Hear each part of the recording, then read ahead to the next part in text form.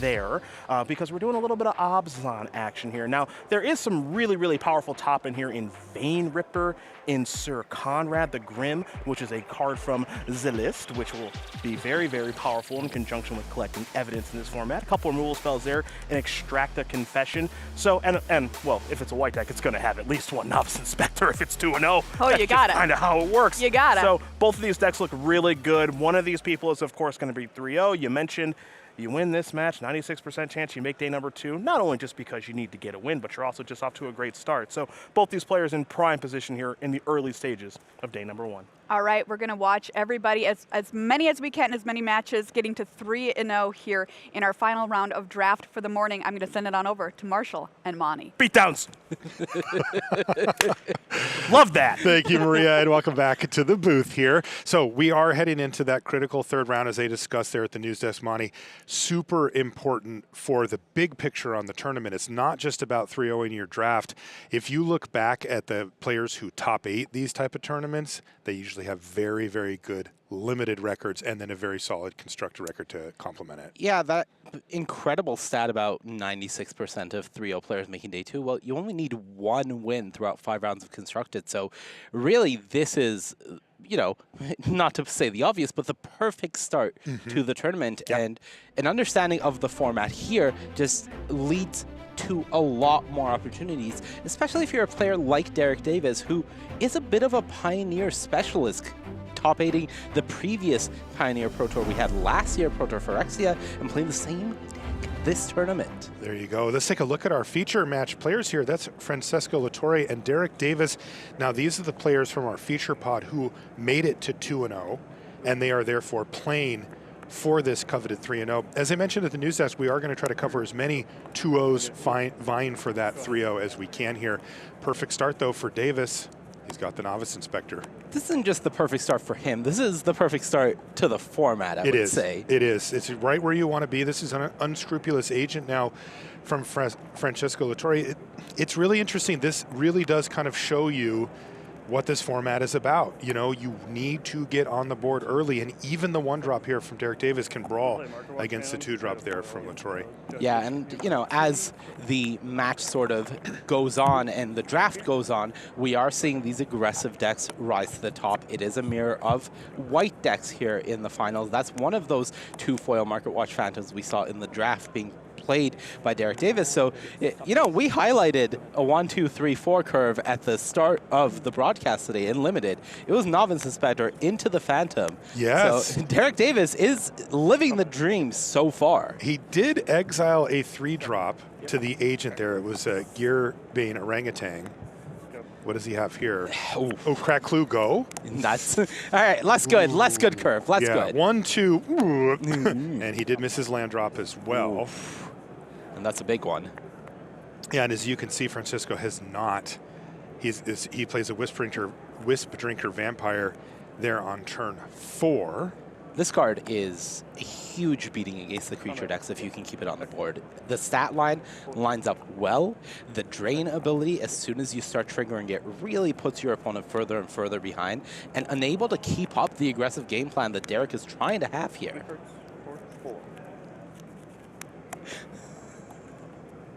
Third land there from Derrick Davis. And maybe a telltale sign here from Derrick also.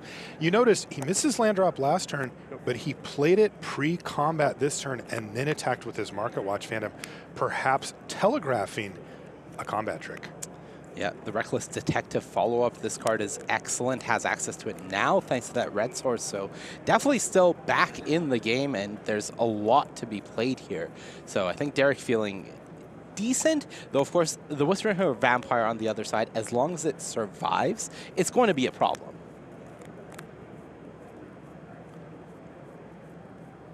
You did see Derrick only attack with the Market Watch Phantom there. I believe there's 2 copies of Auspicious Arrival in his deck. So maybe a big sign when he's not willing to attack with the 1-power creature, but is happy to send in the 2-power creature there. Derrick says, I'd like to go to combat, and all 3 are coming in, and he definitely wants to get the trigger off the Reckless Detective. Yeah, Detective is a sweet card because it's flexible in that ability. Discarding an artifact, discarding a card or sacrificing an artifact really gives you a lot of play with the card, and it is a great aggressive creature. Yeah, 2/3 on the attacks here for just 2 mana. It was Sanguine Savior that he got rid of. And he's going to play Person of Interest as the follow-up. This is a extremely strong rare common.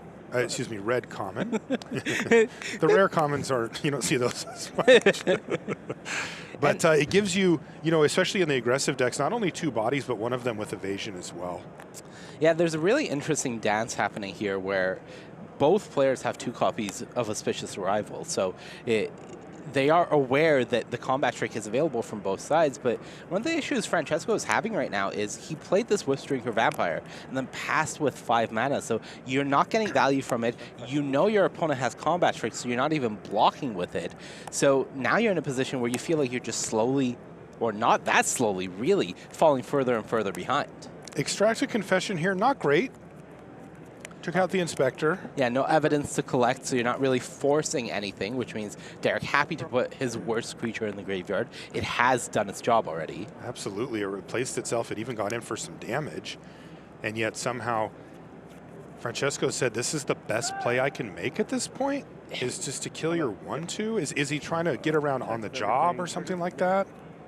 I just don't really know what Francesco could have in hand right now in this position, because you have to be playing something. You cannot win a defensive game like this here. He's going to discard his other foil Market Watch Phantom here. Both copies in Derrick's deck. Yeah, one in the yard, one on the board. All right, so this is 8 damage coming across. Yeah, it feels like Francesco's going to need to put some type of block up here. He's not happy about it, though. No, definitely not. And this vampire, as good as it is, if you're not playing creatures and you're not blocking or attacking with it, what are you doing exactly? Right. The reason it's good is because it's good at blocking. Right, and that is on the job there from Derrick Davis. And this is the type of card that it can be face-up almost, which I think it kind of was there for Francesco, and the game ends anyway. Marshall, speaking of face-up, Francesco revealed his hand. That was 3 more lands in hand. So it really was a case of just not being able to do much with the tools you were given. He tried. He tried. Right? I mean, he even knew, I'm just going to run out this Extracted Confession just to try to make on the job a little worse, but Derrick wasn't having any of it. He jammed with everything and threw it on the stack.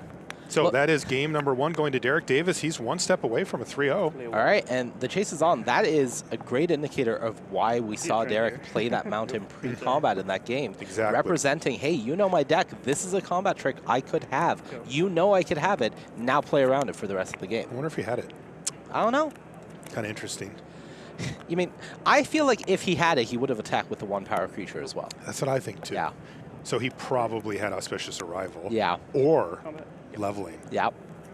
Attack trigger. Maybe attacking with just the 1 creature. Derrick's a PT top 8 competitor here. He's got some game. He has definitely got some game. And Francesco's had enough of this no blocking nonsense, so he's going to put his Sanctuary Wall in front. But the problem with this is that Derrick is garnering card selection as a result of each attack. Now, it may not be getting through for damage, which is good news for Francesco, but interestingly, Derrick's discarded 2 spells already to it, so his hand must be stacked. Yeah, but one of those is the slowest value engine in the world. That convenient target, you can get it back for 3 mana, so Derrick has a bit of, a value train going on here at a very, very slow pace. Red-white value. You can take a look at convenient target there.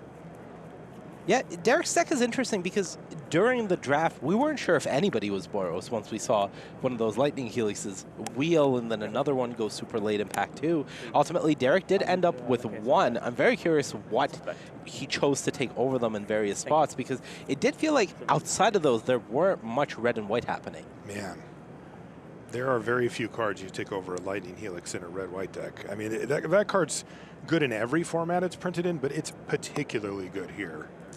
18, 22. This is going to be really annoying for Derrick if he doesn't have a removal. Getting the clandestine meddler down, suspecting the Sanguine Surfer, and just being able to start attacking for lifelink flying, and it has menace, so it's really not going to get blocked.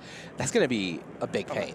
Yeah, if that Sanguine Savior can get in turn after turn after turn, it's just going to make racing almost impossible here for Davis. We saw him have the big finish with On the Job in game number 1, but you know, the Savior is a type of card that can get you enough of a cushion that you can say, you know, I can make pretty selected blocks and still survive a card like that. Yeah, exactly. And with this wall that we have seen Francesco just put it in front of the creature saying, I'm willing to trade this wall for a combat trick from you, it really does force Derrick's hand. And if Derrick is using a combat trick here, that means he's not developing. That takes most of his turn at 3 lands. Yeah, I mean, there are times when you can kind of time walk your opponent by blocking. In this case, though, it's going to be a Vengeful Tracker and a Novice Inspector. So still a good turn here for Davis. You can see the fruits of his filtering there. You know, he's got really nice mana use. Yeah, he's discarded 3 spells now to the Detective, but it's paying off because he's making multiple plays. He's developing to the board. Yes, he's on 3 lands, but he's done so much with those 3 lands. But once again, we have to point out, even after all of this action, Francesco's at 20. Yep, He's about to be there. 22. I'm good.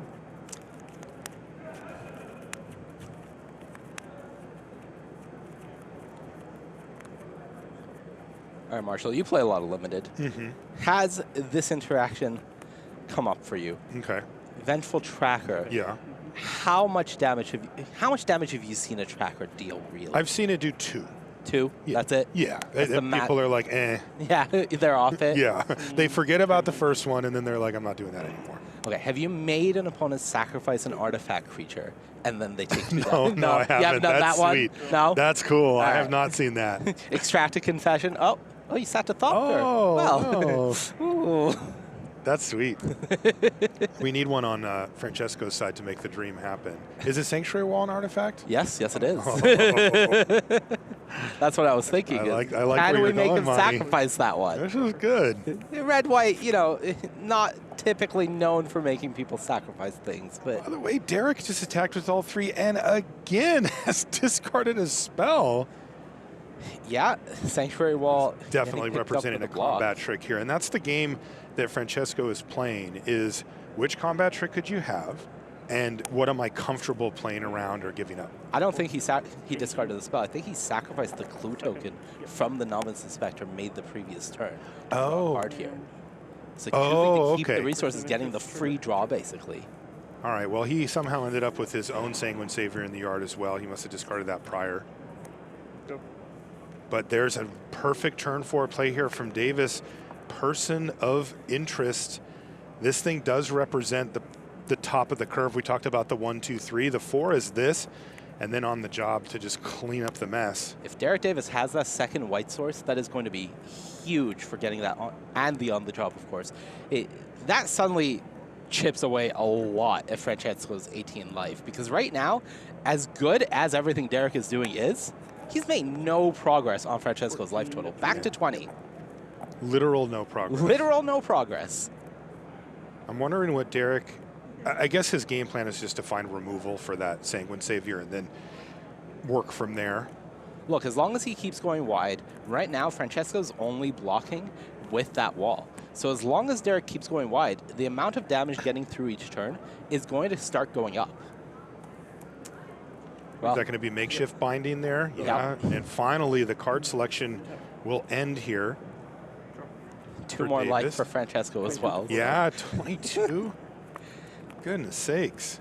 Still, you got to feel like Derrick is doing a good job of building out this board. He's got a lot of creatures. He's been able to, you know, get in attacks without losing or having anything disastrous happen. It's just a matter of can he capitalize on it at some point. The incidental life gain in this set really does add up over time. Suddenly you realize, as the aggressive player, that it doesn't feel like your opponent has been doing significant things, but their life total is so healthy, Yeah. you're in a lot of trouble. Makes me wish there was even more of it around, the Yeah. incidental life gain. Like it does prolong the game against this type of strategy. And that can sometimes lead to more interesting outcomes. Yeah, also, the ability to come back. Yeah. You know, I like games that you feel like, okay, if I have a couple things go my way, I can come back. But like this deck that Derrick Davis has, it's basically designed to make it so that you can't. Exactly. All right, he's going to play convenient target. He's going to get it back from the yard and cast it. And it looks like he's going to go ahead and suspect the creature that he cast it on as well. All right, so the damage keeps increasing here for Derrick. Now 2 suspected creatures means the blocks are going to get harder and harder for Francesco. Francesco really hesitant to block with anything that could get hit by anything. He's got a disguised creature and a clandestine meddler. Ooh, but this is one of the better disguised creatures in this set. Pyrotechnic Performer. This thing has the ability to pile on huge amounts of damage, and we're going to see, look at that, Francesco went from 22 to 10 in a turn cycle. Yeah, that is a big attack, and I think something that Francesco was sort of counting on, hoping, was the damage wouldn't come across that quickly, and with Derrick at 14 and Francesco having creatures, maybe he could mount a counter pressure. But now after that turn, well, here comes the counter pressure. Here's your counter pressure, right as you said it. Francesco is not scared. He should be. I think that's what the Morph was. All right, I think there are 2 copies of the Sanguine Savior in Francesco's deck. So the second disguise could be another Sanguine Savior. Oh, so they would all have lifelink this Yeah, turn? that would be 7 life getting gained here. I think no real reason to do it before the Novice Inspector block because you are happy if it just chumps. But if David does block the disguise with the Novice Inspector, then you are essentially saying you can't flip this anymore. The life gain's off the table. But Derrick decides not to do so, and he's going to take a big hit. He's down to 7. Francesco's at 12, but he has all of his mana available. Remember, the wall can get activated too. Boy, no second white source yet for Derrick. That's a but he's big going issue. straight to combat, and here comes everybody. I'd like to unmorph this one. And he's going to unmorph this. That is that is a big blocker. That is a very large blocker being. I don't think that Derrick was prepared quite for that. Yeah, because this untaps all creatures you control. This is your entire forest being untapped here. Essence of Antiquity. Yep. Weird card, doesn't see a ton of play. It's a very cool tech card. If your opponent is super removal heavy, or if your opponent is playing this sort of aggressive game plan where you are as well, you can slow them down a bit. The cost of this disguising and flipping this face up is high, but the effect is extremely powerful. It gives proof. Yeah, that was All right, I everything can't do untapped. anything about that, and Yep. now we got some blocks. Now we got some blocks, And these are Francesco value can blocks. feel very good as well about the no double white, no on the job available here for Davis. I don't think Derrick has. Oh, he does have 2 copies of Chases On. Oh, and he's got Lightning Helix Oh too. my God. So he has enough to actually push through for exactly lethal. That's Wow. first strike. First strike damage hits, so the blocks don't matter as far as lifelink goes, and then he can finish off with Lightning Helix before any of the rest of the damage happens. Derrick Davis, 2 copies of the Chases On paying off there. And once again, just eking it out, it really looked like Francesco was going to stabilize and then take that game with the next attack. And Derrick just says, nah, I got it. That's incredible stuff. And well-timed there for Derrick. I mean, he kept looking down at his hand and saying, I've got 6 damage in my hand. Right? Like, I need to get something through, but it gets awkward, especially if a lifelinker blocks there, because that throws that off, but first strike plus instant is nice. Yeah, and the suspected creature couldn't block, and Francesco really did everything he could there. You can't even say he played it too conservatively. I think he played to win, but Derrick's hand just had everything he needed. Really well played by both players, and Marshall, our feature pod, Boros takes it down. That's right. That's how we drew it up at the beginning of the day. And Derrick Davis is your 3-0 for the future pod. We're going to take a short break, but we have more 2-0 looking for 3-0s coming up right after this.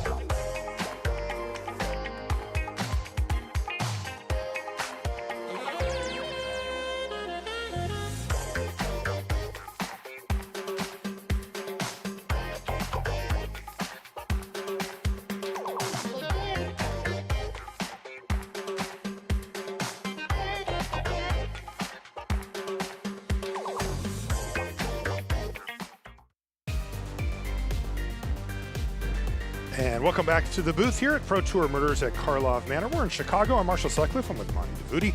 And it is our great pleasure to bring you coverage of Booster Draft here early on a Friday morning. We just saw our main feature pod finish up, Monty, with our first 3-0. We've been outlining how important it is for these players, particularly to get that 3-0 start. It really does set you on a track where if you've brought the right constructed deck, you can start to plan out for a day 2, maybe even a deep run. I mean, it's that big of a deal.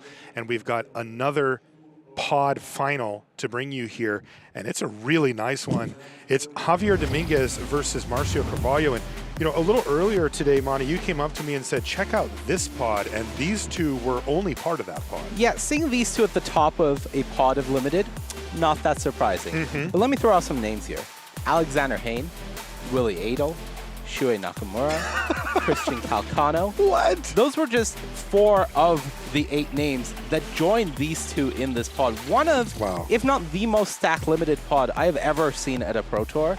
And at the top of it, 2 absolute powerhouses in Javier Dominguez and Marcio Carvalho.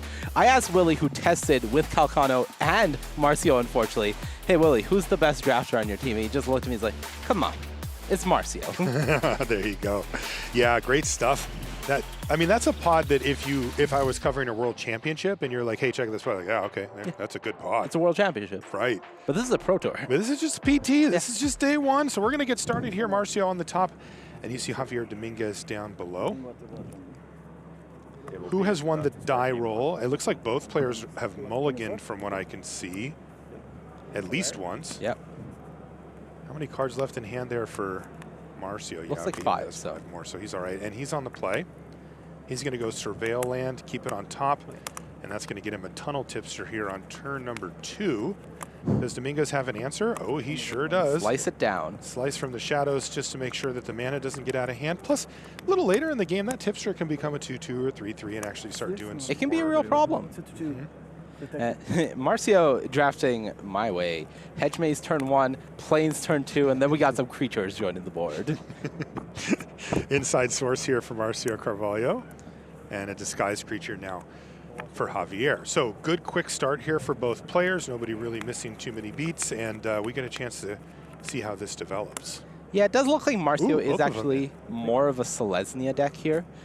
Maybe the Hedge Maze just enabling a splash. I do see a blue card in hand, not quite sure which one it is. Okay. But it is going to be a deck that is very much not solid 3 colors, as I may have been excited hoping for. Yeah, we always can hope, you know. That was get a leg up there for Marcio? Is that right? What was that? No, it wasn't get a leg up. Oh, it was hard-hitting question. Yes. So he used that to punch down the opposing Night Drinker disguised Moroi. creature, and it ended up being a Night Drinker Moroi. Yep. Yeah, and that's a polygraph orb there for Dominguez. Now he is under a decent amount of pressure with the 2 creatures. Yeah, taking 2 life here does not help. Yeah, and it's like taking a turn off. Yep. That's kind of why that card isn't very good. It's very expensive. Yeah, very expensive in this format. Really expensive. Airtight Alibi here on end step for Carvalho increases the damage output, and down to 7 falls Dominguez, disguised creature to follow up. These players are playing very quickly, and this game's going to be over just as quickly in Marcio's favor if Javier can't do something to equalize. And looking at Javier's cards, this game is not going according to game plan because he surveilled a couple of turns ago, and he put the chases on in the graveyard. His deck is supposed to be aggressive. He has combat tricks. He is trying to play low to the ground. So when you've got your real second development being a polygraph orb with 5 mana tapping out, that game has not gone well for you.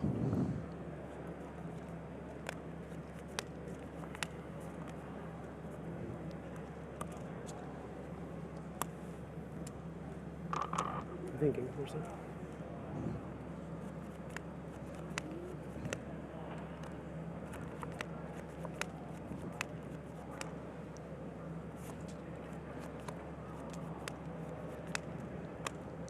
Looks like blood splatter analysis here for Dominguez, but he's in the tank.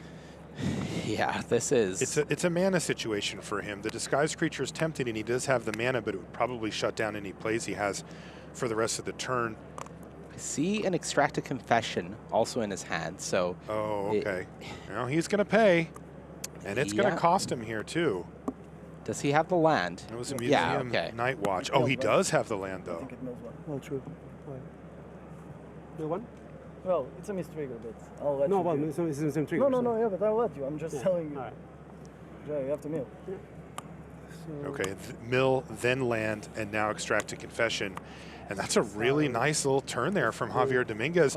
We were talking about what needs to happen for him to get back in. That was it. That's the turn. No, it's one each turn, I think. All right, just making sure that we know how the blood splatter analysis works. Right. But being able to extract a confession, paying the collect the evidence here, going to get rid of the stronger creature. So now Marcio down to 2 damage. Javier still at, you know, a precarious but solid 7. Not the end of the world. And the bigger deal here is Marcio only 3 lands in play at the moment. Okay, down to 5 goes Javier Dominguez, but Marcio really needs to follow up, and it's actually just a tunnel tipster. That's not super amazing. Could be worse, of course. 2 counters on the blood spatter analysis, so he's got a long way to go for that. Does he have more removal at the ready? Perhaps a nice big blocker? I see a 2-1. You see a sanitation automaton? That is what I see. See a nice little vacuum cleaning Is that the vacuum robot. cleaner? Sure Yeah. is. All right. I mean, it's a blocker. It's a blocker. You'd probably be really happy to trade it off for the detective. Yep, here we go. Surveil. This is a big surveil here. Ooh, and he's kept it on top. And there's a face-down disguised creature. Marcio Carvalho is going to be feeling the pressure now. I think it's an alley assailant, a second one. There's already one in Javier's graveyard. Okay.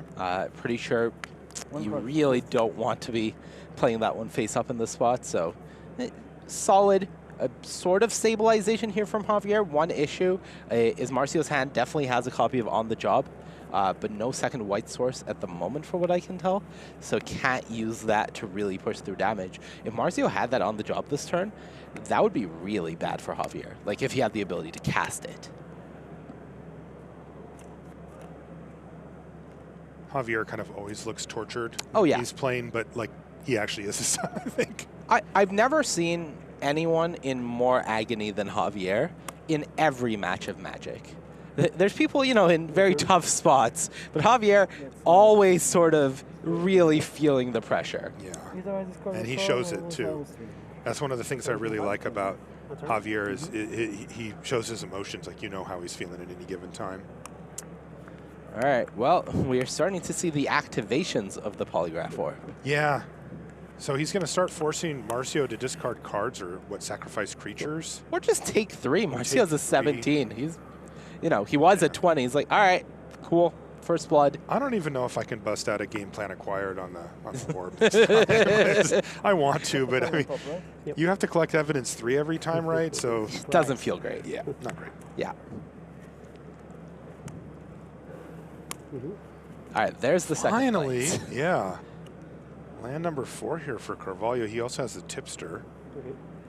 Okay, face down creature. That's going to get the tipster going. Pass trigger. He does have that On the Job in hand, so going wide is the game plan when your opponent's at 5. I wonder what the disguised creature is. 2 cards. Javier has 8 mana, so can flip up the Alley Assailant if that is indeed what it is, and activate the Polygraph Orb. He's going to slice from the shadows for 1,000. Yep. And it was a Nervous Gardener? Yep. Okay. So value attained. Yep. And you know, this land drop matters here for Carvalho. He's had a little bit slow. He's had mana available, but hitting lands is nice for him. His deck does seem pretty low curve. That On the Job in hand might be on the upper end. So, you know, there are diminishing returns to more lands. Obviously not a free one off of the Gardener in this position, but Marcio certainly doesn't want to be drawing more lands, I think, here. You got the 14? Polygraph test. Looks like it was an Undercity Eliminator put into the graveyard there for Dominguez, which is kind of interesting. Yeah. He does want something in there for the blood spatter analysis at some point, and also the Polygraph Orb does need food. Yeah. He's going to continue to activate. I mean, Marcio's at 14. That's 2 activations in. Yeah. Look, I've never seen someone just kill an opponent using Polygraph Orb, but if it happens, it would be pretty cool. Very unlikely, but pretty cool.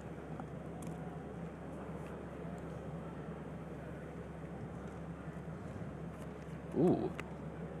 I'm at 14. Yep. Yeah, and you hear Marcio confirm what his life total is. It's relevant. He's still at 14, but these type of things can flip pretty quickly. All right. Oh, 3-4. It's a Basilica Stalker, not an Alley Assailant. Right. Marcio has a copy of Fanatical Strength as well as On the Job in hand. I think no matter how Javier blocks, if he has nothing here, Marcio will find the win. And this is the classic on the job, don't care what you do. It would actually knock Javier down to 1. It would run over both creatures. The Fanatical Strength was lethal if you do it on the Detective with Javier at 5, but there is some risk, right? Javier is a black-red deck. If he has a removal spell there, suddenly you're losing both of your creatures and Javier is surviving. So putting him to 1, getting rid of both of his creatures and keeping yours alive, now this is a much tougher position. Right, I mean, look at the board state now, and there's only lands in hand here for Javier Dominguez, so he's got to scoop him up. And that's Marcio Carvalho once again showing us that these aggressive white decks, they're the way to go. They get the job done, and On the Job definitely yes, one of the key tools to that strategy. Right. And I just love seeing, you know, small decisions like that of passing up lethal Yep. to lock up a more surefire win in a turn. It's really smart stuff, and one of the reasons that Marcio is one of the best limited players in the world. Yep. Has been for a while. A very long while, it feels like, Yeah, where it's- Marcio ooh. has been at the top of his game. 10th District Hero here for Javier Dominguez on turn 2. That'll stop the attacks. Incredibly strong card. Really, Very really annoying. good. Yeah, anything that's a 2-3 for 2 is really good in this format, generally speaking. That said, Marcio is all combat tricks and everything like that. So, you know, the bar for me, especially with the card like On the Job, is if I could pre-combat say, I have this card, I'm going to cast it this turn. You can block however you want, and I don't care. Yeah. Like that's where a card is really, really good, because none of these players are fooled by this. All the blocks we've seen have been like, they probably have On the Job, you know? But then you look at your blocks, and it's like you're making these tiny little optimizations, but you can't do anything about the main problem. I know you have it. Yeah. What am I going to do about it? Exactly. Yeah. This is probably one of the better inspired charge formats that we've seen. I think it's the best one that I've Yeah. seen. Yeah, especially because this one somehow gives you a card back too. Like, not that you ever need Just it. in That's the case. joke. Yeah. Is like the game's already over. Yeah, definitely a big part of it is just being a disguise / more face-down creature format. Yes. When 2/2 is so uniform across the board, that one toughness has a much higher impact than we see in a lot of great other point, Monty. other formats. You're absolutely correct. Also, one interesting thing about On the Job is that you don't have to get greedy with it. You don't need to have 5 creatures. Yep. You can have 1. Yep. Sometimes it just wins a combat or even gets your opponent dead. All right, we're going to see the tables turned here as Javier's the one attacking now. Marcio has seen Javier's deck list, of course. We've seen at least one copy of the Chases On. So already there is a combat trick being represented here from Javier. The question for Marcio is, do I want to force you to essentially use your entire turn to trade this combat trick for my creature, and then I get a clue and I get to untap and develop? It's an interesting choice. It's a tempo decision. Yeah. And the decision is going to be, I'm going to take it. 14-20. 14-20. 14-20, yes. That is correct, sir. So that's 4 damage, knocking Marcio down to 14. But he's got a decent little board here with Cold Case Cracker plus Tunnel Tipster. And I've seen a copy of Sumala Sentry in Marcio's hand. Oh, yeah. So if he has a disguised creature into Sumala Sentry this turn, next turn flip up that disguised creature, Tunnel Tipster grows here. This is a really sick turn coming from Marcio. This has 2, but it's Yeah, fine. you can see why he's trying to maintain his board state. Particularly the Tipster, which is giving him just enough mana to kind of hang around. Yeah, I think maybe a question from Marcio here of whether you just want to pass the turn and not overdevelop. One of the things that we don't really know is, does Javier have a board wipe in his deck, there are certainly at least 2 board wipes within the colors that he's playing. So that's something that Marcio has to be considering. You see the tipster picked up the counter on end step there. Javier did pay the mana to turn his Shady Informant into a creature. That's a tough creature to block when you're a small creature deck. And Definitely. it's a tough creature not to block because that's 4 damage coming across. Right. Normally, you'd be pretty happy to trade your Cold Case Cracker off, get your extra Investigate, get the 4/2 off the board, but not want to take something with it. Yeah, you don't want to lose this tipster, and you don't want to lose your disguised creature. Right. So he's going to lose 4 life instead. Down to 10 goes Carvalho. And once again, Javier, interestingly, just passing the turn. And there's the Sentry. Round 2. Disguised creature Sentry. Wow. Aggressive. You can see Marcio's long-term game plan coming in, but this is the difference to me between really good players and really, really, really good players. Like, he's starting now to attack. He's already noticed that the tables have turned and that he's the one who's ahead. Javier hasn't done much with his mana over the last turn or 2. And Marcio Carvalho sees the opening, he's going to start jamming. Look, I think if Marcio realizes he's not going to block that Shady Informant, as he did in the previous turn, because he doesn't want to leave his creatures vulnerable to that when it dies trigger, then he may as well be attacking. It's a really good recognition of the spot that we've seen players not attack or block. We saw it in the previous match with Francesco Latorre leaving back the Whispering Vampire and then not blocking with it multiple turns. All right, but Marcio's had enough, and he is going to put Disguise 3, as it turns out this time, in front of the Shady Informant, and maybe just take his medicine. Gardener? Yep. It is a Gardener. Good call, Monty. Yeah. You flipping it? Yes. Okay. Yeah. So I'm going to pay the mana, flip the thing, and get a counter on the Sentry. It will leave that other disguised creature, at least currently, So that's Just confirming the available for killing. timings. Yep. Okay. You can search. And he said it resolves. But as we can see, that means that the Gardener's going to pick up a +1/+1 counter as well as the Sentry. And this board is wide and getting taller as well for Carvalho. Javier better have something. I mean, this is a decent exchange for him, but like, he needs more. Yeah, he has the chases on if he wanted to take it. But I think he would much rather just take out the second disguised creature. You do see him paying the ward here. So that clears up a decent chunk of the board. He has the health to work with. Yep. 2 copies of that, I think. Yeah, Marcio must have really wanted that land. Let's see what happens now. All right, it begins. The It's on hero the counter. So is heroing. space power. This card doesn't have counters on top. This card cannot have counters on top. Becomes a 4/4. Yeah, and gains vigilance, so can potentially play both modes. Sumala Sentry number 2. Oh, and a face-down creature, too. Oh, boy. If he gets to start transforming stuff. Imagine if that's an exit specialist. Oh, that would be disgusting. That would be disgusting. And that actually is something you would consider splashing. You too. absolutely would. I like the way you think, Monty. This could get nasty. I think that might just be game if that's an exit specialist. Actually, I think you're right. It's like, Because do it you have a would board just set wipe? Javier back to nothing and then just have this avalanche of damage. The type change as well? Yeah. I'm getting the power. Yeah, I mean, this is where green-white really shines when it's just creature-based combat. You know, these sentries are going to start building up tons and tons of counters.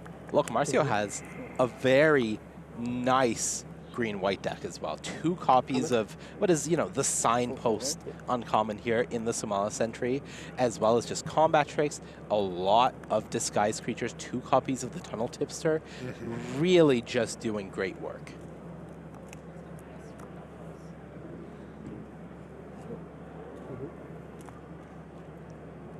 Yeah, this is the attack here coming from the Vigilance creature, so if that's an exit specialist and Javier is committing a chases on here, hold on now. Right, Fanatical strength, right. That's a blowout. Yep. Every single time that card is. 7. 7/4. Skills dice. 9 skills dice. Yeah. So they're actually trading. All right, so Javier trades his creature and the Chase is on, gets a clue out of it for a Tunnel Tipster that had 2 counters, Right. as well as the Fanatical Strength. Okay, all right. If That's a this, steep hill here for Dominguez. yeah, if this wasn't a matchup of beat-down creature decks, you would say, okay, maybe he came out okay on Right, resources. right. The problem is this happens. This is the problem. Marcio Yeah. says, okay, we're getting in there. Right, and the repeat offender is just helpless.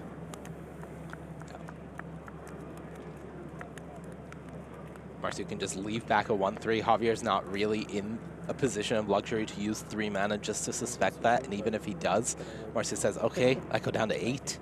You know, 8 is not a high life total, but facing down 1 menace creature is not that bad. And he's going to send it in anyway. Oh, Not and here scared. we go. It's a defenestrated Phantom that was under there, but more importantly, he's just going to dump a pile of dice on the table here. That's a 6-power flyer, Marshall. And it's attacking right now. Yeah. A second counter on one of the sentries and a first counter on the other. 2 counters on the Phantom. And that was 20-9. 11 damage in 1 attack. That's a large chunk. Dominguez needs removal, and he needs a lot of it, and he needs it really, really quickly, and that's not what he has. This is an offender at large. That is nothing close. Perfectly reasonable Magic card, Yeah. but the question is, can Carvalho finish it off? Oh boy, and can he can. Can he throws a he? Fanatical Strength on the board and says, I gotcha. Yep. And that's 6-power gonna do it. flyer, 3 more power. That is 9 in the air. Man, he won that game off of 2 attack steps. Yeah. That game was really masterclass from Marcio. It Just was. navigating his position. He was behind for most of it, but he kept developing. And you can see why there is so much respect from his teammates, from his peers, from the other players about his limited ability. Because that was just a clinic of limited magic. That's right. Really great stuff there. And Carvalho picks up that critical 3. He's done it numerous times, and he can add another one there. We've got even more magic to bring you here, though. We've got what looks like to be a game 3 between Logan Nettles and Nathan Steuer. You can take a look at these 2 gentlemen here. And boy, that is another stacked finals. We've really found some good ones out there. Some incredible heads-up matches here to decide who the 3-0 players in these pods are. And we get a game 3 decider between these 2. Let's see what happens. Will it be another mirror of white deck against white deck? Who's on the play? I believe Logan won game 1, so Nathan winning game 2 should put Logan back on the play for 3. Yeah, you're right, Monty. And there it is, an island and a swamp. All right. Oh, Hold there's on. the plains. All right. There's the plains. Oh, but he did just say go. All right. Blue, black, the agent comes down. Okay, this is going to get interesting. Unscrupulous Agent kicks it off for Steuer, and it's going to hit an island here from Nettles, gets exiled. There's land number 3 into face down disguise creature for Nettles. That's his first play of the game. A little bit of a slow start. Yeah, you don't normally say, oh, there wasn't a 2-drop play.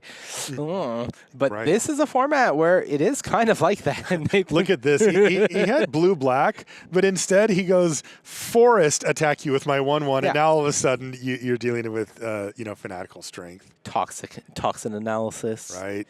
You know, what is Nathan willing to trade for this disguise here? And just take the 1. Second disguise from Nathan now. It's a nice little attack there from Steuer, who didn't place his disguise creature. And there's the vacuum cleaner. Sanitation automaton, and it is going to stay on top there for Nettles. He also has land drop number 4. Kind of interesting to see 2 plains, 2 islands, and at least thus far, no detectives. Yep. It does feel like a bit of an awkward hand from Logan. We haven't seen his deck, but certainly when you are in the blue-white color pair and this is your curve, you're not happy. Right.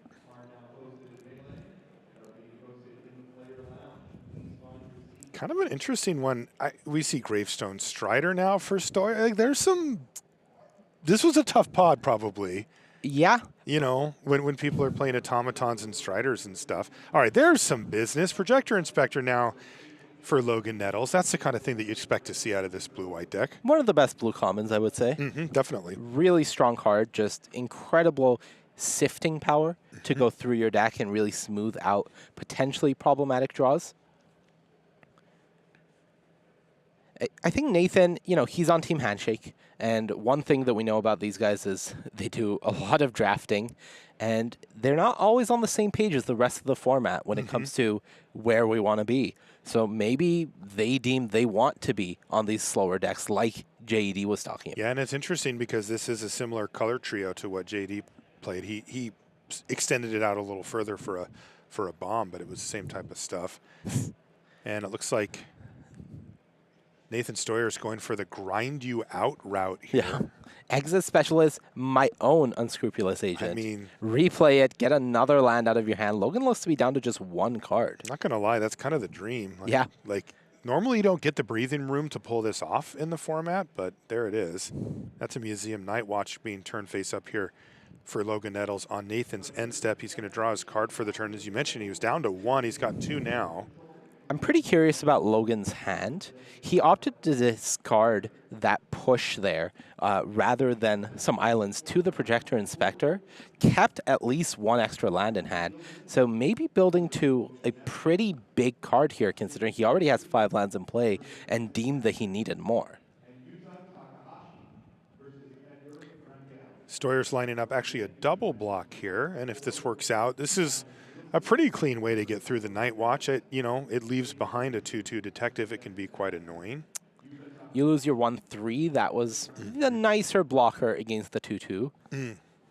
And this is, one of the very nice things about the Projector Inspector. Yes. There's a lot of incidental detectors running around in this format. That's right. Got to loot away an extra planes, so Logan pretty happy about that.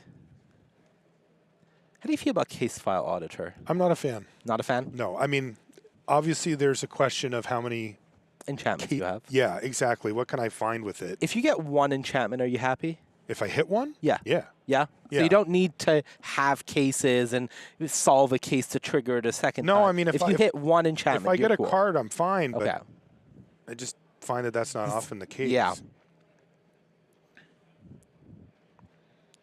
Okay, well, board states are starting to be developed here at least, but this is a much slower approach than we've seen in our other 2 finals.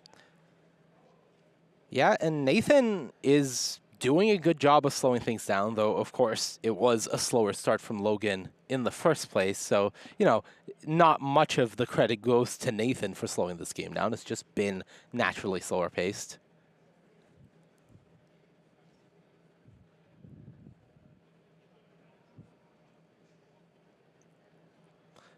All right, we've got a big, bold attack coming through. Detective token is going to trade off for Exit Specialist. The job was done from the Exit Specialist, making a nice exit. Ooh, double projector. Now, this is going to let him really sift through this library. Yeah, this is where things get really scary from the blue-white deck, because in theory, with double Projector Inspector down, you should never have a dead draw again, Right. more or less. That's right. Any lands from this point can just get sifted away. Most of your creatures are detectives in this combination, so it's really just, oh, do I have a creature? All right, 2 lands are probably gone. I'm going to continue sifting. In fact, look at this. A 3rd copy of Projector Inspector just got looted away. I'm beginning to see why Logan is here at 2-0, because his deck, the earlier start was a little, shaky, but now we're seeing all the tools that he really has. Yeah, triple Projector Inspector will churn you. Wow, he even played a land because he wanted to play Novice Inspector, trigger, and have the mana up.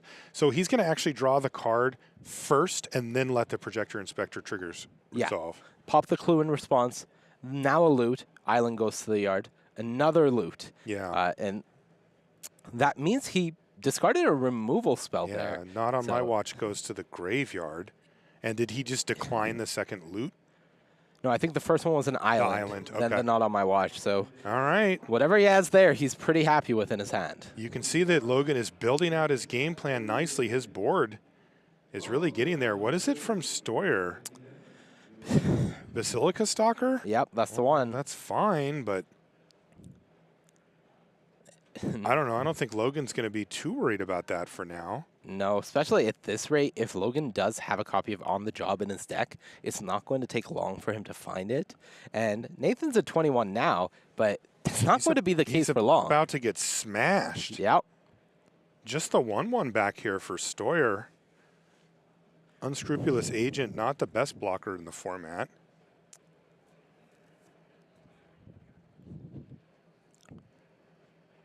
Two cards in hand for Nathan. Yeah, Logan's like, let's do this. Let's get this damage train rolling. No fear from Logan. And it's going to be a block and a toxin analysis now from Steuer. So he will at least come away with getting a projector inspector off the battlefield, but it is going to cost him dearly. Yeah, that's Was a that payoff 7 to damage? an attack Nathan made on turn 3 of the game. Yep. He attacked that agent into a disguised creature, repping that toxin analysis. Oh, and no, is that Cryptic does Coat end now up from having it. Nettles? Oh. Oh, GG. Oh, yeah, no, it's over. That's like kill that or lose, basically. Cryptic Coat and a disguised creature. Like, Nathan Yes. just fell to 15. Yes, you have a clue. He's attacking. He has to have a board wipe here, right?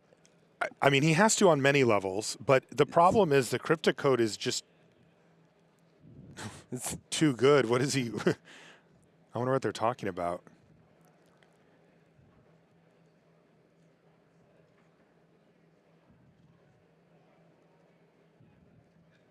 What happened there?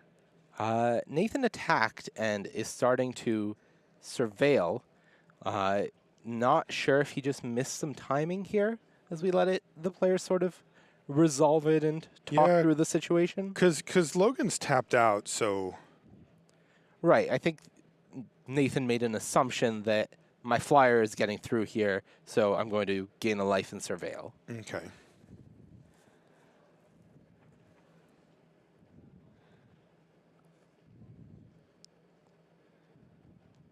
Okay, now he points to it and says, trigger. It's going to put a swamp in the yard. This must be desperation here for Steuer. Either he has a sweeper, Or he's digging to a sweeper. right, or he's trying to find one. I mean, deadly cover-up is the sweeper, right? Yeah, That's the one he needs. That's the one he has in this color combo. Yes. And it would be quite strong here. I think he would still lose, but it would be quite strong. This is the power of a card like Cryptic Coat. It's just so darn sticky. Yeah, I mean, you can wipe the board, and then he just starts dumping his mana into it turn after turn. Next thing you know, he's got a board state again. I This guess if is Nathan mega has pressure here on Nathan's Steuer. Urgent Necropsy, maybe Sure, you blow deal up with an the artifact. coat, you deal with a creature. Is that an Etrata? No, that's a Lazov. That's a Lazav, I believe. Okay.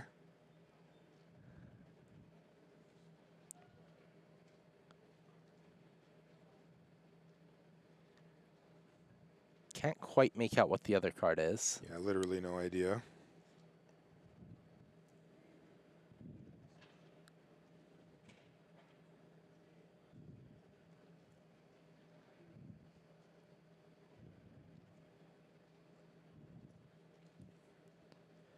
All right, turn goes back to Logan. Everything untapped. Yeah, Logan just has kind of two really strong angles to put to Nathan Steuer to make him react to. He has a much larger board, and then he has Cryptic Coat, which is one of the best cards in the format. Right, and he has a lot of mana. This is sort of the payoff to all of the land drops that he has made earlier on in the game, is no matter what happens from here, Logan is able to develop a creature each turn, if he wants, and get an unblockable damage through. So Nathan is racing a clock here. Now, how fast that clock is really depends on how aggressive Logan chooses to get, but there is a clock on him.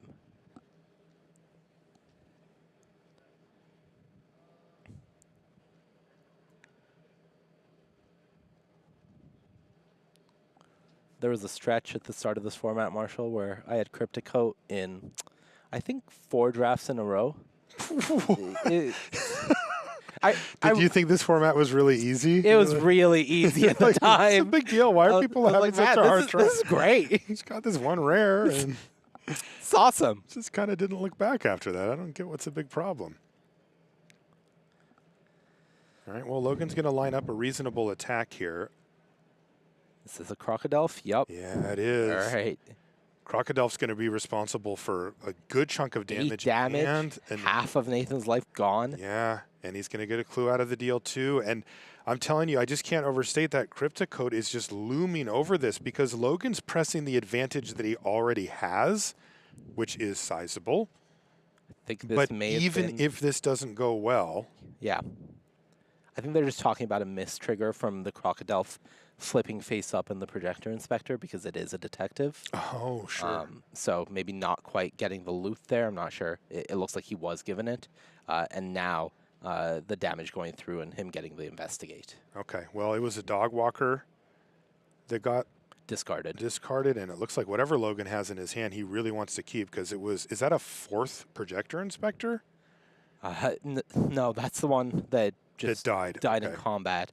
So only 3. Yeah, only 3. A casual 3 projector inspectors. 3 projectors. And you can see, look at his graveyard. I mean, it has done serious work. It has done a lot of work.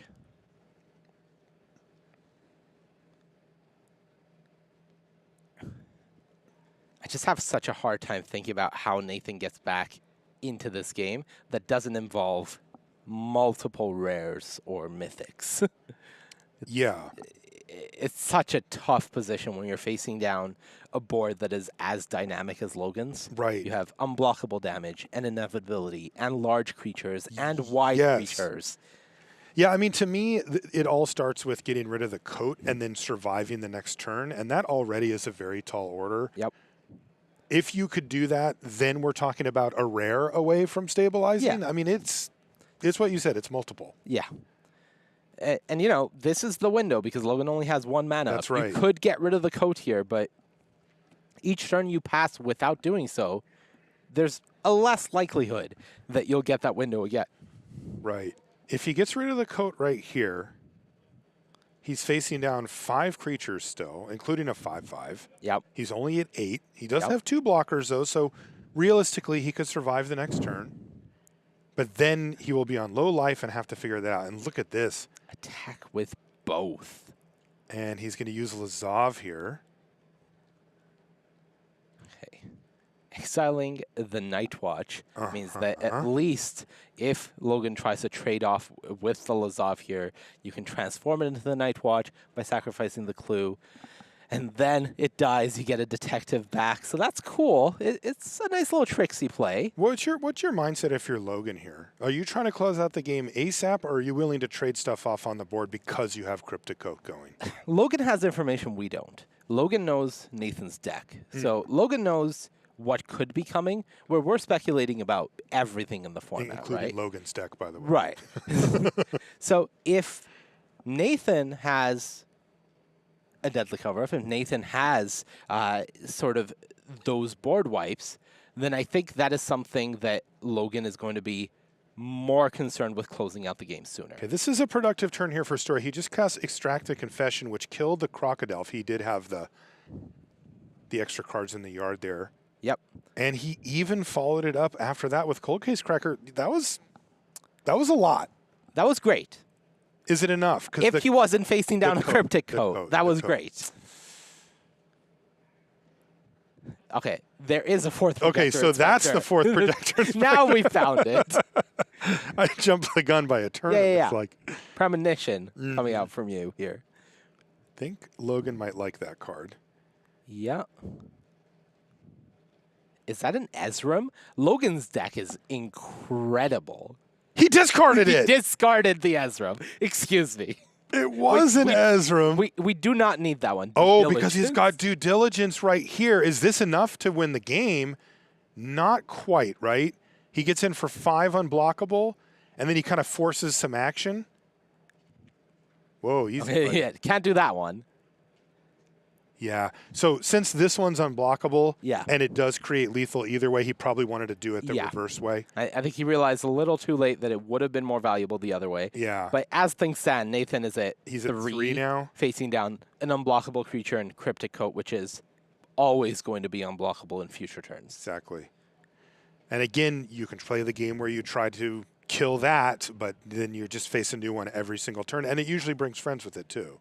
Look, I have no idea what happened earlier on in this match. Yeah. But based on what we've seen this game, props to Nathan Steuer for taking his game off of this deck, because Logan's deck looks incredible. It does. And with 4 Projector Inspectors, it's consistent. You're going to find your good cards Your Ezrams, game your after Coats. game after game. Dude, he has Ezram and Coat? I think both of those cards are top 10, if not top 5 in the format. Just Exactly. incredible bombs for Logan. Wow, what a deck here from Logan Nettles. Steuer somehow still in this game. It still looks really bad, but every turn he's doing things. Let's give him a shot. 6 power in the air. He looks like he's going to attack. Well, he better have a lot of action. You see he took off his glasses there, too. I mean, Does he this have a is mutation? business. Mutation would end the game. Okay. Pick your poison. Pick your poison. Sacrifice Ooh, an enchantment? yeah, he had the due diligence there. Yeah, you do see that clue there, protecting the Cryptic Coat from Pick Your Poison. All right, here comes the Surveil. More to Pete in the yard. And that clue is so much more important than it looks right now. It was so important. That is a Trotta. Okay. And a Slice. Okay. To keep one unblockable creature. So Logan needs removal or he's dead. That's removal? Are you kidding me?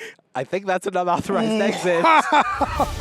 Looks at it and turns and picks up. And says, I got you. Wow. That's a game where Logan Nettles discarded Ezram. It's just like, don't need it. Wow. Oh, man. I look at Steuer. He's shaking his head like, Yeah. dude, I mean, come on. That deck's Look, absurd. Steuer put himself in a position to win that game that we had written him off 4 turns before. 3 turns. Yeah. He was done as far as He put himself in a position where Logan top decked. Logan drew the top card and put it into play. Incredible. Just top-notch Magic being played there. Really. And I mean, again, Logan won, but holy smokes, Nathan Steuer, he still got it. He definitely still has He's it. And not Logan slowing down. Nettles, triumphant return, starting off with a 3-0 here. Really excellent stuff from both players. And I cannot imagine a better way to cap off our limited portion for the day than those matches that we just watched. All 3 of them were stuff. great. We're going to be gearing up, of course, for Pioneer as we enter our constructed rounds for today. We're going to take a short break, but when we come back, we'll have Maria at the news desk. Don't go anywhere.